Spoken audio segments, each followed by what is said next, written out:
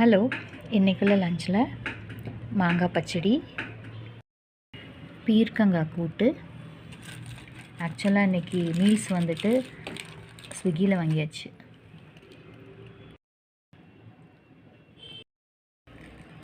வாழைக்காய் வறுவல், சோறு, மட்டன் குழம்பு, மீன் குழம்பு, சாம்பார், ரசம், கொஞ்சம் தயிர். இந்த சேனலில் ஃபஸ்ட் டைம் பார்க்குறவங்களுக்கு சொல்கிறேன், இது ஃபுட்டோட டிஸ்பிளே மட்டும் இல்லாமல் கூடவே ஹெல்த் டிப்ஸ் தரேன். உங்களுக்கு பிடிச்சிருந்தால் சப்ஸ்கிரைப் பண்ணிவிட்டு பாருங்கள். அப்போ நான் நெக்ஸ்ட்டு போடுற வீடியோ உங்களுக்கு நோட்டிஃபை ஆகும். ரசத்தில் மிளகு, சீரகம் எல்லாம் ஜாஸ்தி இருக்கிறனால இது டைஜஷனுக்கு ஹெல்ப் பண்ணும். இந்த மாங்காயில் நிறைய ஃபைபர் இருக்கிறனால, நார் சத்து இருக்கிறனால டைஜஷனுக்கு ஹெல்ப் பண்ணும்.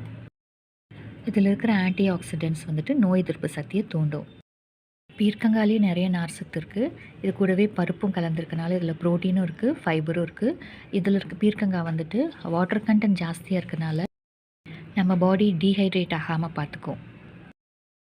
வாழைக்காயிலே வந்துட்டு நிறைய ஃபைபர் இருக்குது, பொட்டாசியமும் இருக்குது. இது நம்ம ஸ்கின்னுக்கு வந்துட்டு நல்ல ஒரு ஷைனிங் கொடுக்கும். இது டைஜஷனுக்கும் ஹெல்ப் பண்ணும்.